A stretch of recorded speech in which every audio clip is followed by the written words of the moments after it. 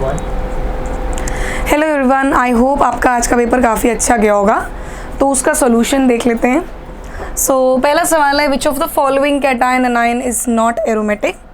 Aromatic कौन नहीं होगा जिसके पास 6 पाई इलेक्ट्रॉन या 4n+2 पाई इलेक्ट्रॉन नहीं होंगे। तो ऑब्वियसली बात है, option number D is the correct answer. The correct match between items of the list 1 and list 2। POC का सवाल है। पहली बात तो कि आपके पास ऑर्थो नाइट्रोफिनोल पैरा नाइट्रोफिनोल के लिए पी करेक्ट आंसर है, स्टीम डिस्टिलेशन। उसके बाद अगर हम बात करें क्रूड ऑयल तो उसका आएगा fractional distillation. If we talk about coloured impurity, जिसने एनसीईआरटी ढंग से पढ़ा होगा उसको चीज़ें समझ आ जाएंगी। तो ए का है आर। तो बस ज़्यादा की तो ज़रूरत है नहीं, ए का आर, बी का है अपने पास पी, ए का आर, बी का पी, सी का क्यू, यानी third option is the correct answer. The halogen which is the most reactive in the halogenation of alkanes under sunlight is, तो सबसे ज़्यादा रिएक्टिव होती है अपने पास F2, then Cl2, then Br2 and then सबसे लीस्ट रिएक्टिव होता है I2। और इसके हिसाब से अगर हम देखें तो chlorine is the correct answer. यहाँ पे जब वो क्लोरीन बोल रहा है तो it actually wants to refer to Cl2, right. In salt analysis Cl-, Br- and I- are identified by adding HNO3 followed by to the salt solution. Choose the correct statements. यहाँ actually silver के PPT की बात हो रही है बच्चा। AgCl का PPT होता है वाइट पीपीटी, जो AgBr का होता है it's yellow PPT, right. And जो AgI होता है उसका होता है अपने पास yellow PPT. It is ammonia के अंदर अगर हम सॉल्युबिलिटी की बात करें तो अमोनिया की सॉल्युबिलिटी डिसाइड हो सकता है कि पीपीटी वाइट वाला AgCl का है किसी और का। AgCl का डिज़ोल्व हो जाता है। AgBr की बात करें तो it does not, it dissolves but sparingly, और ये तो बिल्कुल भी डिज़ोल्व नहीं होता अपने पास। So what does that mean? It just means that कि यहाँ आंसर क्या आएगा, Cl- गिव येलो पीपीटी, जी नहीं, यानी ए जहाँ जहाँ सही बोला वो ऑप्शन गलत। दूसरा पढ़ते हैं, Br- give yellow PPT which is partially soluble in this, okay, B is correct. C देखते हैं, I- give yellow PPT, B और सी दोनों सही हैं। और उसके बाद उन्होंने बोला है, चलो भाई D option is the correct answer. D वाली बात भी सही है बट हाँ ये बात गलत होगी ना, देखो वो तो अमोनिया में सॉल्युबल होता है, ये बात कहना कि इनसॉल्युबल है, ये बात ही अपने आप में गलत है। ठीक है बच्चा, आगे बढ़ते हैं। Consider the following table: best and latest technique for the isolation and separation of कुछ कंपाउंड्स के नाम यहाँ ले रखे हैं। एंड ऑर्गेनिक कंपाउंड इस, मेरे हिसाब से तो इसका क्रोमेटोग्राफी होना चाहिए। ए का 1 देखो, ए का 1 क्रोमेटोग्राफी बहुत ही बढ़िया टेक्निक है एक्चुअल में। हाँ टाइम टेकिंग है, काफ़ी टाइम टेकिंग टेक्निक है, लेकिन it's a very nice method to separate compounds. बहुत ज़्यादा जिनके पोलैरिटी में डिफरेंस भी नहीं होता उनके भी सेपरेशन में column chromatography is helpful, right. हाँ, if we talk about in Lassaigne's test for nitrogen violet coloured, नहीं, बी का आएगा 4, बी का 4 खत्म भाई खत्म। C option is the correct answer. आगे बढ़ते हैं। Under which circumstances Kjeldahl method is not useful. Nitro में भी नहीं लगता, एजो में भी नहीं लगता, nitrogen in the cycle, heterocycles जो नाइट्रोजन के हों उनमें, इन तीनों सिचुएशन में ही ज़ेडाहल मेथड नहीं लगेगा, यानी all of these is the correct answer. आगे बढ़ते हैं in question number 11। Dumas method for the estimation of nitrogen. 41.9 ml of nitrogen at STP is form, what is the percentage of nitrogen. बच्चा देखो, तुम्हें nitrogen gas का volume पता है STP, यहाँ से तुम क्या निकाल लोगे, मोल ऑफ नाइट्रोजन।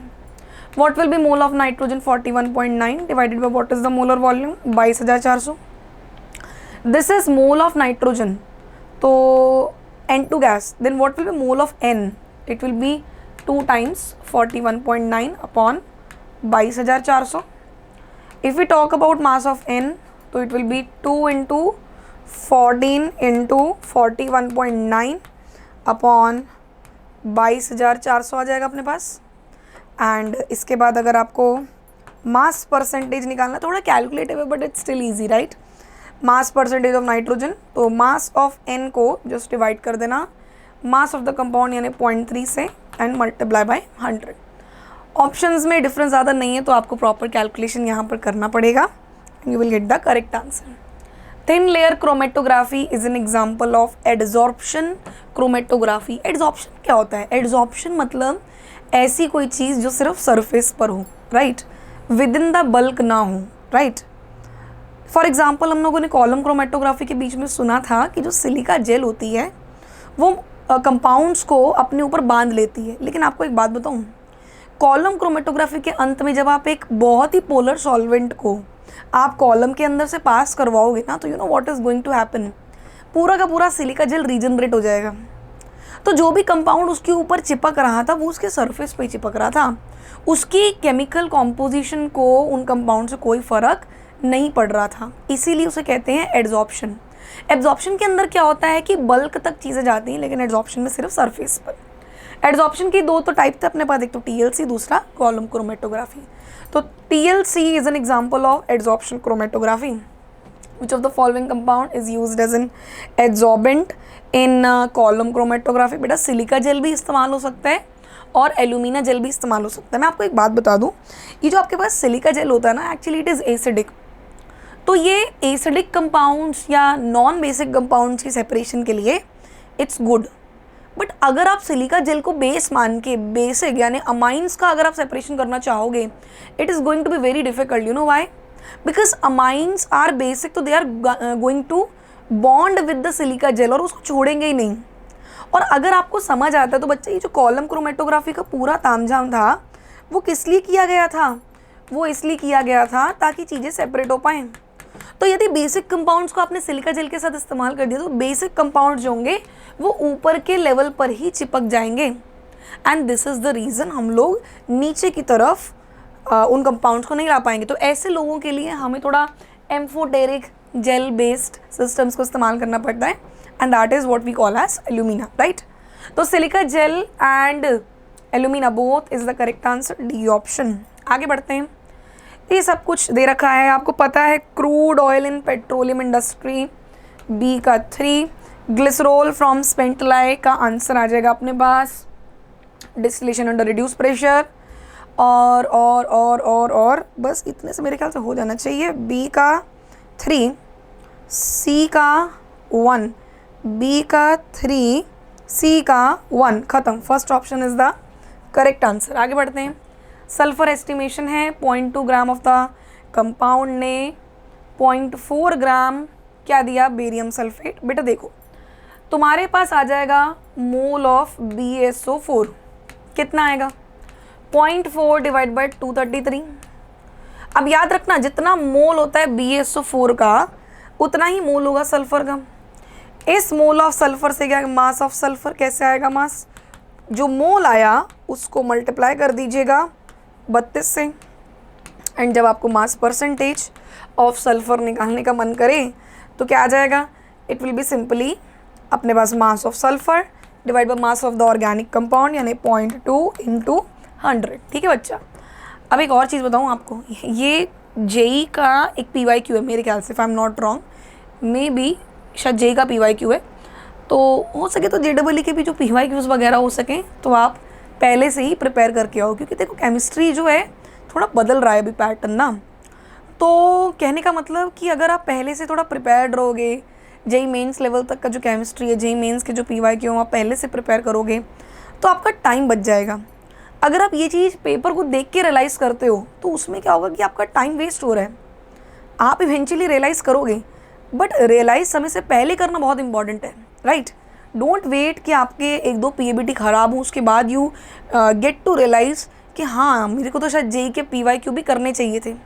समय से पहले रियलाइज़ करिए इस बात को कि JEE लेवल के MCQ हमको पहले से प्रिपेयर करके जाने हैं, राइट। तो जब भी आपका नीट का PABT हो, आप अगर ज़्यादा एक्स्ट्रा बुक्स नहीं सॉल्व कर पा रहे, it's fine, but at least module के बाद दूसरे JEE के मॉड्यूल के आपको PYQs ज़रूर कर लेने हैं। ठीक है, चलिए बढ़ते हैं अगले सवाल की तरफ। सवाल है in Carius method for the estimation of halogens. देखो बच्चा, AgCl का मोल कितना आ जाएगा 143.5 mg। ये इनफैक्ट काफ़ी सिंपल है। तो ये आ गया आपके पास AgCl का मोल। बच्चे जितना AgCl का मोल होगा उतना ही होगा किसका मोल, क्लोरीन का मोल। फिर what about mass of Cl, mass of Cl will be this mole thing into atomic mass which is 35.5. And then what about mass percentage of chlorine? It will be 35.5 into 10 की power minus 3 divided by you know what 180 mg mass of the compound into क्या आ गया अपने पास 100। तो ये सब हो गया। अभी इसको अगर हम ढंग से देखें तो ये मेरे ख्याल से इसका आंसर ऊपर बन रहा है 3500 जैसा कुछ फिगर बन रहा है। आप सॉल्व कर लेना, वैसे तो सिंपल ही है और ऑप्शन में अंतर भी काफ़ी ज़्यादा, तो आपको सॉल्व करने में दिक्कत नहीं होगी। तो कितने सिंपल से क्वेश्चन आप लोग को पूछे हैं। On heating some solid substance change from solid to vapour state. Okay done.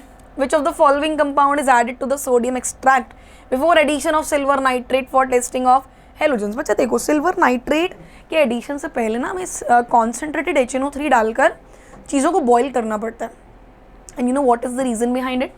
जब आप कॉन्सेंट्रेटेड HNO3 को सोडियम फ्यूजन एक्सट्रैक्ट में डाल के उस कंटेंट को बॉईल करते हो तो होता क्या है कि अगर आपके पास Cn- या S2- आयन्स हैं तो ये जो एसिड है it is an oxidising acid. ये कैसा एसिड है बच्चा, ऑक्सीडाइजिंग एसिड।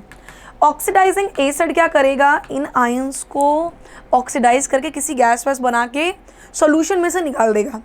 अब आप सोचोगे कि इन आयंस का जाना ज़रूरी क्यों है, तो बेटा इन आयंस का जाना ज़रूरी इस वजह से भी है ताकि आपके पास इनकी वजह से कोई कलर हैलाइड के आयंस के साथ इंटरफेयर ना करे। अदरवाइज लेट से AgCN का PPT, Ag2S का PPT ये बनते रहा तो वो जो आयंस की PPT हैं वो हमारे हैलाइड के आयन की PPT के साथ इंटरफेयर कर सकते हैं, which we really don't appreciate, right. So इसका आंसर क्या आ जाएगा कि नाइट्रिक एसिड के साथ इस्तेमाल करो। HCl क्यों नहीं, HCl is not an oxidising acid, HCl just acid है। नाइट्रिक एसिड क्या है, ऑक्सीडाइजिंग एसिड, राइट। चलो आगे बढ़ते हैं। Nitrogen can be estimated by Kjeldahl method for the following compound. देखो, ना तो एजो पे लगता था, ना तो नाइट्रो पे लगता था, ना तो अपने पास किस पे लगता था, ये भी एजो का भाई नहीं हो गया। तो सही आंसर क्या हो जाएगा, ये वाली चीज़ जिसमें अमाइन जैसा कुछ कुछ कंटेंट आपको दिख रहा है। Estimation of bromine 1.6 gram of the organic compound gave. ये तो सिंपल सवाल है बेटा। मोल ऑफ AgBr निकालो। मोल ऑफ AgBr मतलब मोल ऑफ Ag, फिर यहाँ से क्या आ जाएगा, mass of, just a minute, this will be mole of Br। इधर से क्या आ जाएगा, mass of Br, and mass of Br से क्या आ सकता है आपके पास, mass percentage of Br। If I remember correctly इसका आंसर है 50, क्योंकि फिगर्स बहुत सिंपल हैं एक्चुअली। ठीक है, आगे बढ़ते हैं। Blood red colour is obtain due to when ferric chloride.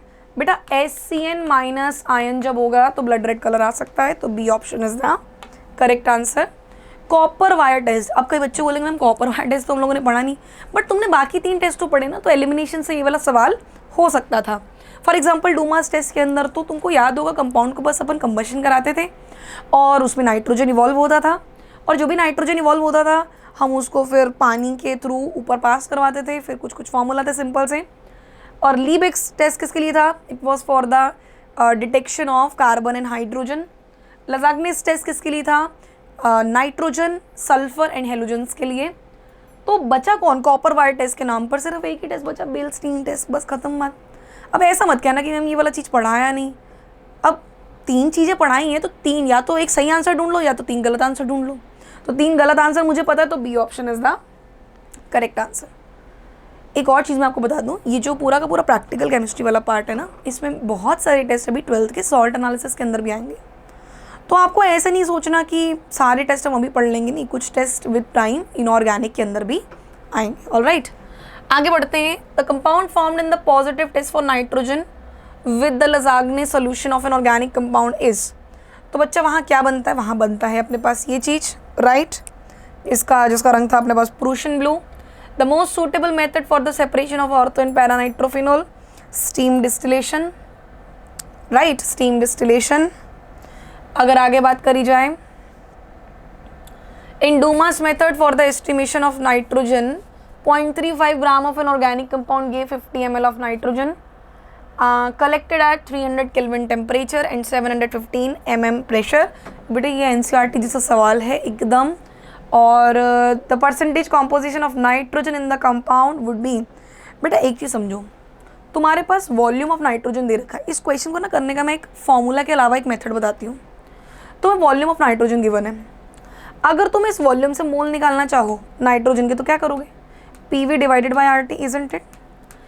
P की जगह 715 मत लिख देना, उसमें से एक्वस टेंशन को माइनस करना होता है, ये तो आपको पहले से पता है।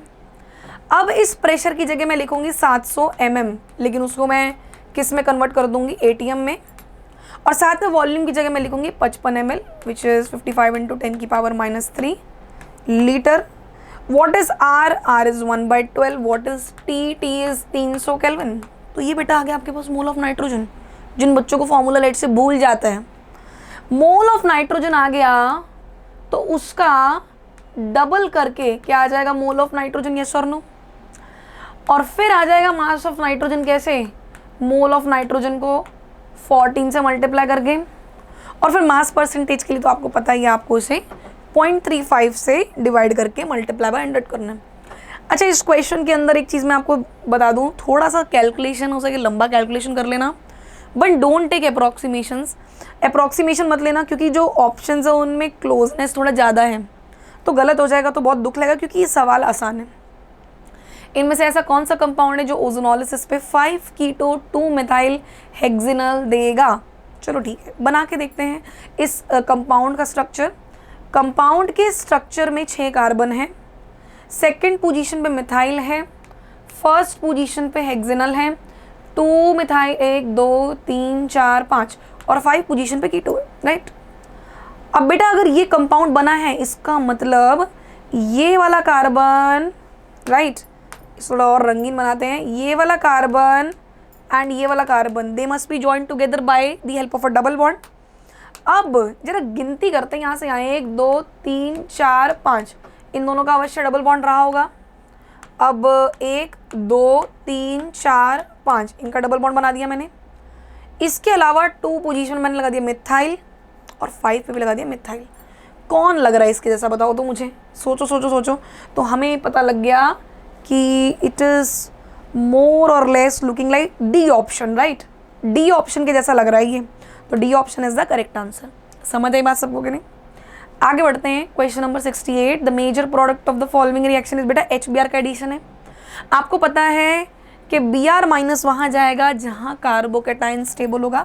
अभी तुम खुद सोचो ना कि ये जो कंपाउंड मेरे पास बना हुआ है, इधर अगर मैं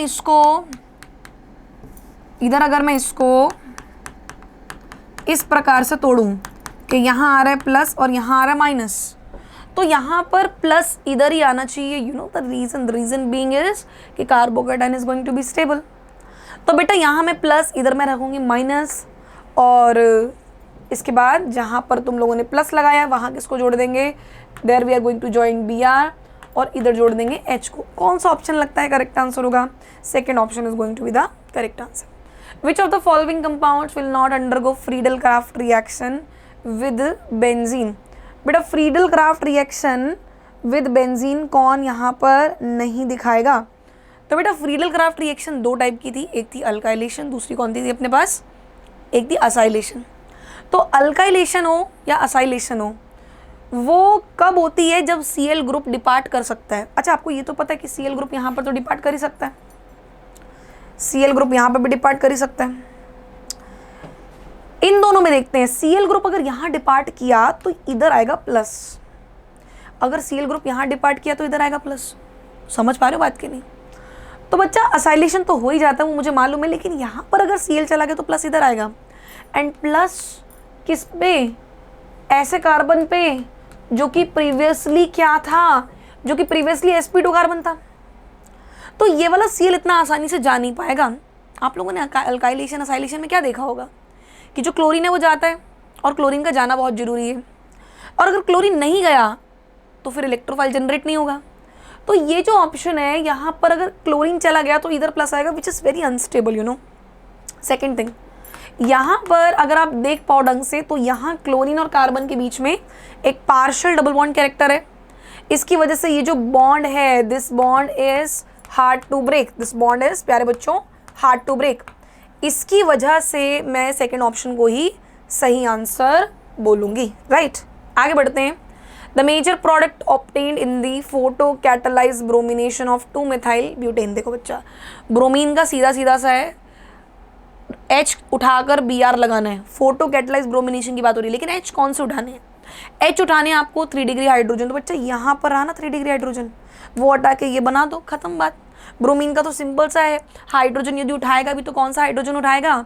it's going to pick up 3 degree hydrogen followed by 2 degree hydrogen followed by 1 degree hydrogen, isn't it? तो कहने का मतलब क्या होगा कि यहाँ पर ये कंपाउंड बनेगा, इसका नाम देखो 2-ब्रोमो 2-मिथाइल। कहाँ गया? D option is the correct answer. Among the following compounds, the one that is most reactive towards electrophilic nitration is बेटा rate of किसी भी electrophilic attack, किसी भी इलेक्ट्रोफाइल का अटैक तब संभव होगा, तब जल्दी होगा जब वो जो सिस्टम है जिस पे वो अटैक कर रहा है उसके अंदर बहुत सारे इलेक्ट्रॉन होने चाहिए, सिंपल सी बात, राइट। नाइट्रेशन आप लोगों ने इलेक्ट्रोफिलिक सब्स्टिट्यूशन रिएक्शन के अंदर पढ़ा होगा, वहाँ मैंने एक बहुत प्यारी सी बात कही थी कि भाई सिंपल सी बात है, यदि बेंजीन का कोर इलेक्ट्रॉन रिच होगा तभी तो उसकी तरफ बाहर से जो इलेक्ट्रोफाइल नाम के व्यक्ति होते हैं वह आकर्षित होंगे।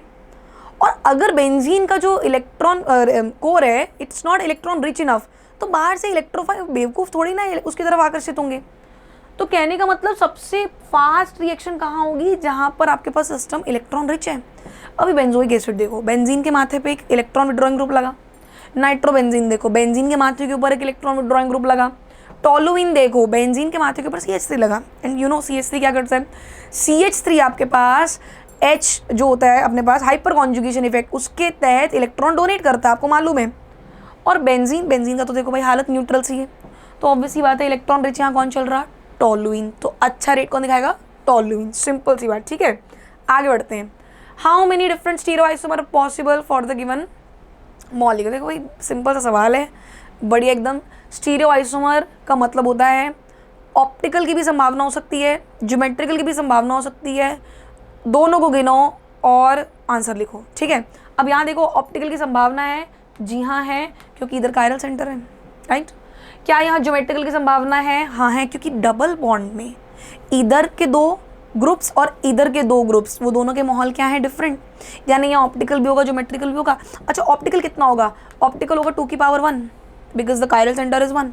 ज्योमेट्रिकल भी होगा 2 की पावर 1 बिकॉज एक ही डबल बॉन्ड है जिसके अबाउट GI हो सकता है। सो टोटल कितना आ जाएगा? ऑब्वियसली बात है 4th ऑप्शन। एक बात बताऊँ, अच्छी बात ये थी इस कंपाउंड के अंदर कि जो मॉलिक्यूल बना रखा है उन्होंने वो अनसिमेट्रिकल है। अनसिमेट्रिकल की ज़्यादा टेंशन नहीं लेनी पड़ती, बस सिंपल ऐड कर दो 2 की पावर n वाला फॉर्मूला। हाँ, वहीं अगर ये मॉलिक्यूल जो है अपने पास सिमेट्रिकल की अनसिमेट्रिकल की जगह सिमेट्रिकल हो जाता फिर थोड़ा अपन दिक्कत में पड़ जाते, क्योंकि then you have to recall the formulas, और रिकॉल थोड़ा ज़्यादा करने में टाइम बर्बाद हो जाता है। तो नेक्स्ट देखते हैं, विच of the following is Lindlar's catalyst? बस पॉइजनड पलेडियम को, पलेडियम के साथ कुछ भी दूसरी कोई चीज़ रखी हो उसे बोलते हैं लिंडलर्स कैटलिस्ट। लिंडलर्स कैटलिस्ट का खास बात क्या था? अगर रिकॉल करें तो खास बात क्या था कि अल्काइंस को अल्केन पे नहीं भेजता, बीच के स्टेज पर रोक देता है, which is what? An alkene stage, ठीक है। तो ये जो लिंडलर्स कैटलिस्ट है वाकई में चमत्कार है। वाई? बिकॉज ये अल्केन पर नहीं भेज रहा। हो सकता है आपको लगे कि कौन सी बड़ी बात है, अल्केन पे नहीं भेज रहा।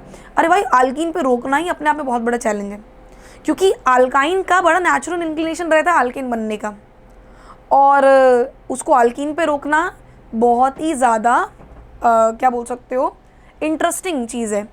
तो उसके लिए आप याद रखो, जितने भी आपके पास कैटलिस्ट हो, अगर उनके साथ कोई दूसरा कंपाउंड रखा हो तो आप कह देना वो कैटलिस्ट नहीं है, वो पॉइजन कैटलिस्ट है। तो that is going to do the job. तो D option is the correct answer. Excess of isobutane on reaction with isobutane, प्यारे बच्चों रिएक्शन ये है कंपाउंड आइसोब्यूटेन Br2 के साथ रिएक्शन हुआ in the presence of light at 1250 degree Celsius. Which one of the following is the major product? You know that bromine का तो पक्का है कि अपन को हाइड्रोजन उठाने हैं। कौन से हाइड्रोजन उठाने हैं? 3 डिग्री। तो बस यहाँ पे Br लग जाएगा, खत्म बात, और कुछ टेंशन हमको लेनी नहीं है। D option is the correct answer. Which type of hybridization sorry occurs in ethylene, obviously बात है बेटा sp2। आगे बढ़ते हैं, ये क्या चल रहा है, अरे ये तो डीकार्बोक्सिलेशन चल रहा है। डीकार्बोक्सिलेशन में कौन होता है NaOH के साथ, CaO, right. Compound x on reaction with ozone gives formaldehyde, formaldehyde माने ये चीज, साथ में 2-मिथाइल प्रोपेनल, 2-मिथाइल प्रोपेनल, ठीक है। The compound x is, compound कौन है, देखो बच्चा ये दो कंपाउंड्स बन रहे हैं, पता है मैंने इनको जानबूझ के ऐसे ड्रॉ किया। अब देखो जहाँ डबल बॉन्ड वो रहा होगा, इसका मतलब वो पिछले जन्म में, मतलब बिफोर ओजोनोलिसिस क्या रहे होंगे, एक दूसरे से जुड़े रहे होंगे via carbon carbon double bond. तो इन दोनों को कार्बन कार्बन डबल बॉन्ड से जोड़ दो ना, क्या बन जाएगा आपके पास, CH2 double bond CH, CH, CH3 and here another CH3, 1 2 3 4, तीसरे पोजीशन पे क्या लगा हुआ है, मिथाइल। तो क्या आ जाएगा आपके पास three methyl butyne, fourth option is the correct answer, three methyl butyne is the correct answer. आगे बढ़ते हैं, which one of the following statement is not true for ethane, it can be chlorinated with chlorine, हाँ सही बात है। अरे क्या लिखा है ये, इट कैन बी हाइड्रोजनेटेड, अरे भाई अल्काइंस हाइड्रोजनेट होते हैं, अल्कीन्स हाइड्रोजनेट होते हैं, हाइड्रोजनेटेड को और क्या हाइड्रोजनेट करवाओगे, तो it can not be hydrogenated, खत्म बात, B option is the correct answer. In the commercial gasoline the type of hydrocarbon which are more desirable is, देखो बच्चा एज अ फ्यूल अगर हम देखें तो फ्यूल के लिए एक टर्म होती है ऑक्टेन नंबर, जिसके बारे में आपने सुना होगा, नहीं सुना तो एक बार एनसीईआरटी जरूर पढ़ना। ऑक्टेन नंबर एक प्रकार का पैरामीटर है which defines whether the fuel is good और नॉट। हाई ऑक्टेन नंबर मतलब फ्यूल अच्छा है, फ्यूल की एफिशिएंसी अच्छी है, right, high efficiency of the fuel. और high efficiency of the fuel कब होगा, जब ब्रांचिंग कम होगी, ब्रांचिंग कम होगी। तो अच्छा फ्यूल कौन होता है, जिसकी ब्रांचिंग क्या हो, कम हो। तो ऑब्वियस सी बात है branched hydrocarbon is the correct answer. Which of the following is not form, जब आप मीथेन और Cl2 को रिएक्ट करवाओगे तो देखो बच्चा CHCl3 तो बनेगा ही, CH3Cl भी बन सकता है मोनोक्लोरिनेशन पे। आपको पता होगा जब हम लोग क्लोरिनेशन कराते हैं तो अक्सर ये दो लोग भिड़ जाते हैं और क्या बनाते हैं, CH3 राइट। एंड बट इस चीज़ को हम लोग प्रोडक्ट बोलते भी नहीं है, हम इसे बोलते हैं बाय प्रोडक्ट। अक्सर बच्चे बोलते हैं what is by product which is non significant, और अगर बना भी है तो बहुत ही कम मात्रा में बना है वो चीज़, राइट। तो ये जो बाय प्रोडक्ट है ये बन सकता है, लेकिन ये बनने का कोई चांस ही नहीं है, समझो मेरी बात, देयर इज़ नो चांस ये बन जाए, राइट। तो इसके बनने के तो चांस नहीं है, ना एविडेंसेस हैं, लेकिन हाँ उसके बनने के चांस हैं, और ये चीज़ बन सकती है इन द टर्मिनेशन स्टेप। आपको पता होगा टर्मिनेशन स्टेप के बारे में, ठीक है। आगे बढ़ते हैं, the number of possible enantiomeric pairs, pair बोला है, इनैंशोमर नहीं बोला, पेयर बोला है, मतलब 2 जुराबें तो 1 पेयर, 4 जुराबें तो 2 पेयर, ठीक है। The number of possible enantiomeric pairs that can be produced during monochlorination of two methyl butane is, ये है, राइट। सुनना, अब अगर मैंने क्लोरीन को यहाँ लगाया तो ये कायरल सेंटर बन गया, अगर मैंने क्लोरीन को यहाँ लगाया तो कोई कायरल सेंटर यहाँ पर नहीं बना, राइट। अगर मैंने क्लोरीन को यहाँ लगाया तो कायरल सेंटर जनरेट हुआ, ऑफ कोर्स जनरेट हुआ, यहाँ बना। और अगर मैंने क्लोरीन को यहाँ लगा दिया तो भी कोई कायरल सेंटर जनरेट नहीं हुआ, यानी ये तो व्यक्ति सिंगल रहेगा, ये भी व्यक्ति सिंगल रहेगा, ये होंगे 2, काहे 2, क्योंकि भाई कायरल सेंटर है 2 की पावर 1, ऐसे 2 लोग होंगे, ये भी 2 की पावर 1 यानी 2। ये जो 2 हैं ये आपस में एक दूसरे के क्या लगेंगे, इनैंशोमर्स। ये जो 2 हैं ये भी आपस में एक दूसरे के क्या लगेंगे, इनैंशोमर्स। तो मेरे से अगर कोई पूछे टोटल कायरल कंपाउंड्स कितने हो गए, आई वुड से 4, मैं बोलूँगी 4।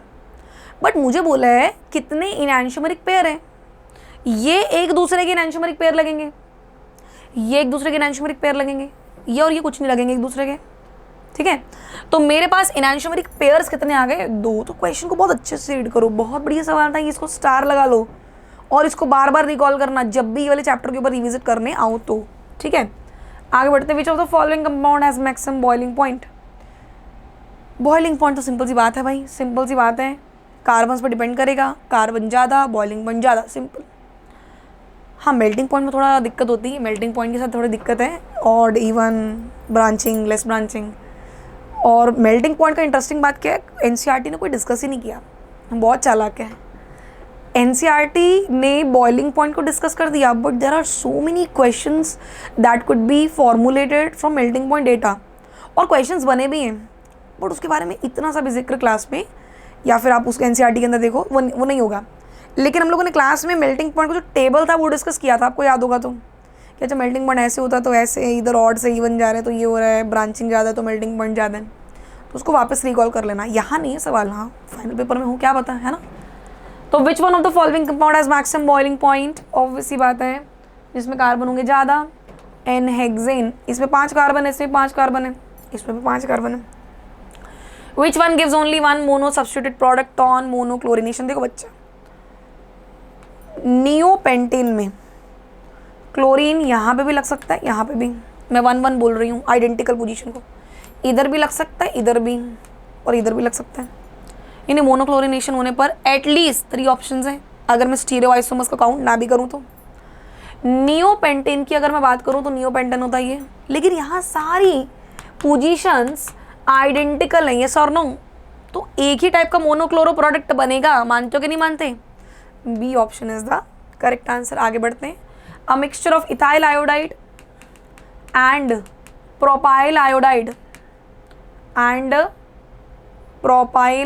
Iodide is used in Wurtz reaction, mixed Wurtz reaction होगी तो C2H5 से भिड़ के ब्यूटेन बना सकता है, याद रखेंगे।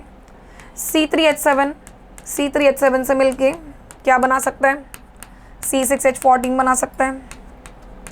C2H5 C3H7 से मिलके क्या बना सकता है, C5H12 बना सकता है। क्या नहीं बनेगा यहाँ, प्रोपेन कैसे बनेगा, ब्यूटेन बनेगा, समझ आया। पेंटेन बनेगा, वो भी समझ आया। हेक्सेन कैसे बनेगा, वो भी समझ आया। भाई प्रोपेन कैसे बनेगा, प्रोपेन बनने का कोई चांस ही नहीं है, ठीक है। तो B option is the correct answer. Alcoholic solution of KOH is used for dehydrohalogenation, C option. आगे बढ़ते हैं, most strained system in cycloalkanes, A option. बहुत ज़्यादा तंगी होती है यहाँ, अगर आप देखो बच्चा, एंगल स्ट्रेन हम लोगों ने क्लास में भी डिस्कस किया है। एंगल स्ट्रेन क्यों है, क्योंकि कार्बन है तो sp3 हाइब्रिडाइज, बट इसको फोर्सफुली किस में रहने को बंद किया हुआ है, 60 डिग्री में। इसकी वजह से यहाँ पर एंगल स्ट्रेन नाम की चीज़ ऑब्जर्व हो सकती है। मेन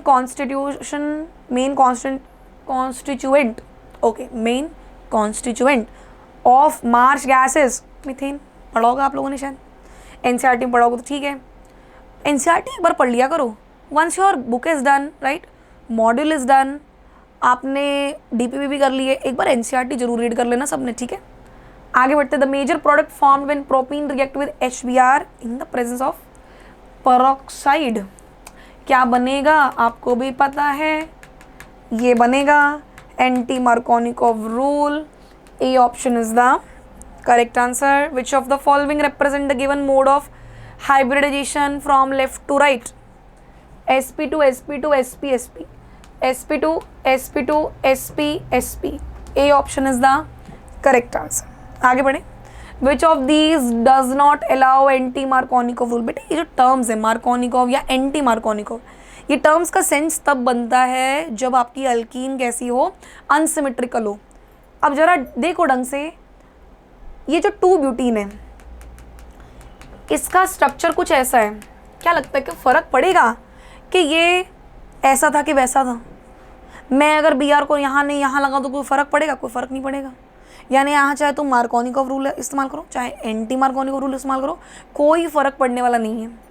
ये मार्कोनिकोव रूल और एंटी मार्कोनिकोव रूल तभी सेंस क्रिएट करते हैं अगर आपके पास क्या हो बताओ तो, अगर आपके पास अल्कीन इज़ व्हाट, सिमेट्रिकल के unsymmetrical. Alkene is unsymmetrical, symmetrical alkenes के अंदर it is one and same thing, right.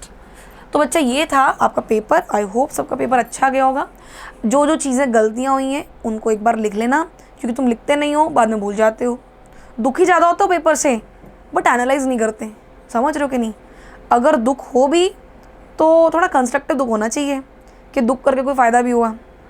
तुम्हारा पेपर गलत होता है तो तुम दुख ज़्यादा मना लेते हो, मिस्टेक फिर भी रिकॉल नहीं करते। हाँ, दुख मनाओ, कोई प्रॉब्लम नहीं, मैं रोने से मना नहीं करती, लेकिन स्टिल जो भी मिस्टेक्स हैं उनको एक बार ज़रूर लिख लो, ठीक है। चलो मिलते हैं क्लास में, बाय।